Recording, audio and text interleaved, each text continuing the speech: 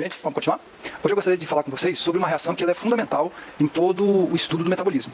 É uma das reações mais importantes para a gente compreender como os organismos vivos conseguem crescer e se multiplicar. E também serve como exemplo de como duas transformações químicas, duas reações químicas, elas podem ser bem diferentes quanto ao valor da constante de equilíbrio. Então eu gostaria de focar esse vídeo nessa diferença que existe e pode existir entre duas reações, quanto às concentrações do estado do equilíbrio. Presta atenção, eu vou recuperar uma transformação, uma reação química que a gente já discutiu, que é a reação de transformação de glucose 6-fosfato em frutose 6-fosfato. Então essa aqui é a reação, é a proposta de transformação a qual eu vou me referir. A gente já discutiu essa proposta de transformação e vimos que ela tem uma constante de equilíbrio característica, pressão de 1 atm, temperatura de 98 Kelvin constante.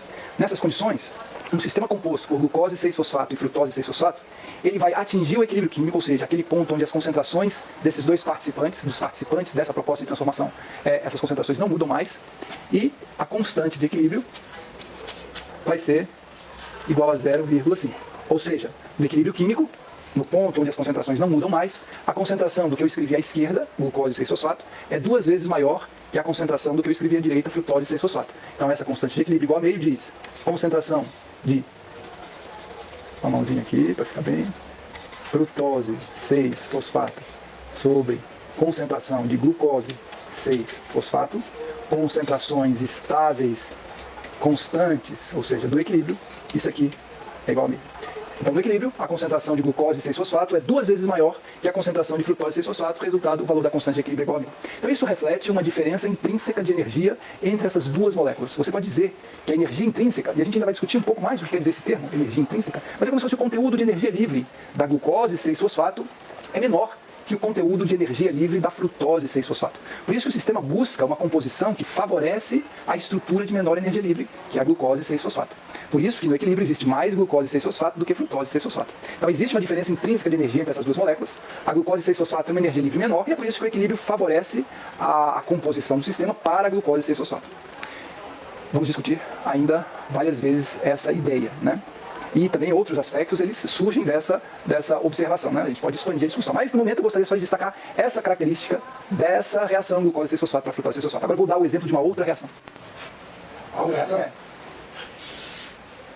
AB mais água dando AB mais PI mais água mais. Essa é uma reação fundamental de todo o metabolismo, porque ela é composta por participantes fundamentais, que são o ATP, o ADP e o PI. O ATP é muitas vezes citado como moeda energética da célula. Ou então, em termos bioquímicos, quando a gente usa a palavra energia em bioquímica, muitas vezes a gente está querendo se referir ao ATP. Tá certo? Então, o ATP, a gente vai discutir isso em biofísica, ele é uma molécula que cria caminhos espontâneos, ele cria transformações possíveis para que a célula consiga se desenvolver. É justamente esse o ponto que eu quero chegar mais lá na frente. Mas não, agora, eu quero destacar um aspecto dessa proposta de transformação. Isso a gente chama a hidrólise do ATP, a quebra do ATP pela molécula de água, formando ADP, PI, liberando H+. Essa proposta de transformação, ela tem uma KEC, ou seja, uma constante de equilíbrio, que é aproximadamente 1,8 vezes 10 à quinta. 1,8 vezes 10 à quinta é a constante de equilíbrio dessa proposta de transformação. 1,8 vezes 10 à quinta. É muito, muito, muito, muito maior do que a constante de equilíbrio dessa outra reação glucose 6-fosfato para frutose 6-fosfato. Como é que a gente consegue explicar essas diferenças de constante de equilíbrio? A gente tenta explicar isso pela diferença intrínseca de energia livre entre reagentes e produtos de uma proposta de transformação. Nesse caso, da hidrólise do ATP, o nível de energia livre do ATP ele é muito, muito, muito maior do que o nível de energia livre de ADP e PI. Eu estou me referindo só a esses participantes mais importantes da reação, depois vocês vão ver por quê. Aqui, nessa proposta de transformação, uma constante de equilíbrio de 1,8 vezes 100 mil, 1,8 vezes 10 à quinta, essa constante de equilíbrio altíssima te permite dizer, olha, essa molécula tem muito mais intrinsecamente energia livre do que essa. Olhando para um valor tão alto de constante de equilíbrio, a gente pode interpretar da seguinte maneira também. Um sistema composto por ATP e água tem uma enorme tendência a se modificar e elevar as concentrações de ADP, PI e H+, para que o sistema passe a ser composto por compostos que têm energia livre intrínseca menor. Então, uma constante de equilíbrio tão alta permite, em primeiro lugar, você olhar para o que está à direita e falar, nossa, isso aqui tem muito menos energia livre do que o que está à esquerda. Os reagentes têm um nível intrínseco de energia livre muito maior do que os produtos. E o estado de equilíbrio, a situação onde as concentrações não vão mudar mais, só será atingido quando essas concentrações do que eu escrevi à direita forem muito maiores do que as concentrações do que eu escrevi à esquerda.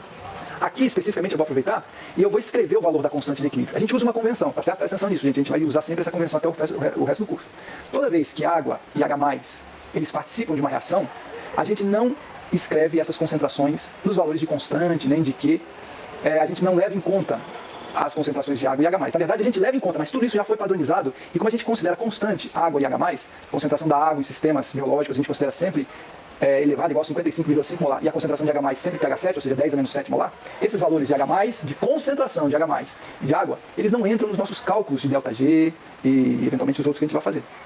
Tá certo? Isso é uma convenção. Então eu vou escrever a constante de equilíbrio dessa reação aqui da seguinte maneira. Concentração do que eu escrevi à direita, mas simplesmente concentração de ADP.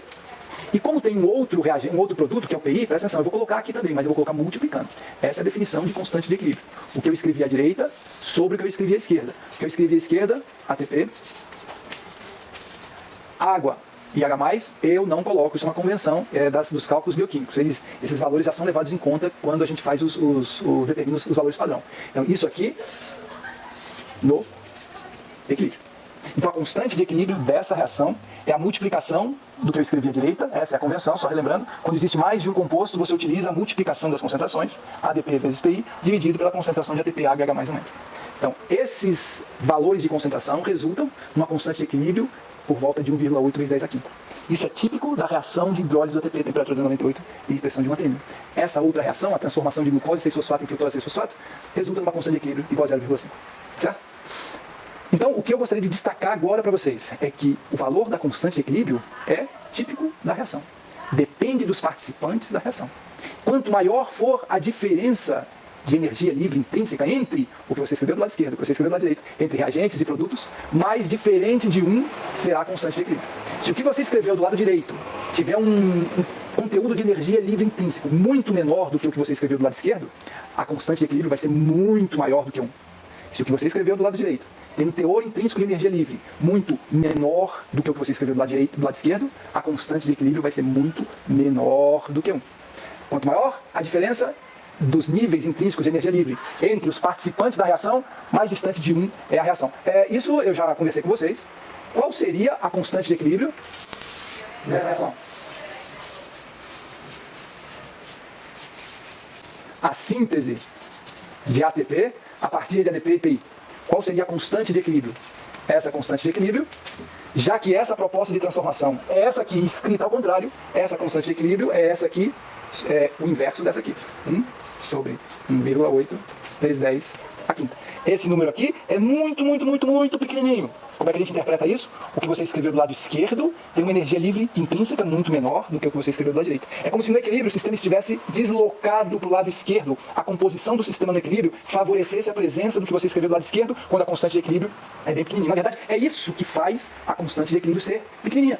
No equilíbrio, a composição, ela predominantemente é o que está do lado esquerdo. Por quê? Porque isso aqui, esses compostos, devido à estrutura deles, têm uma energia livre intrínseca menor. Então o sistema vai, ao buscar o menor nível de energia livre para ele, sistema, se transformar, fazendo com que a sua própria composição seja de reagentes ou de substâncias com baixo teor de energia livre intrínseca.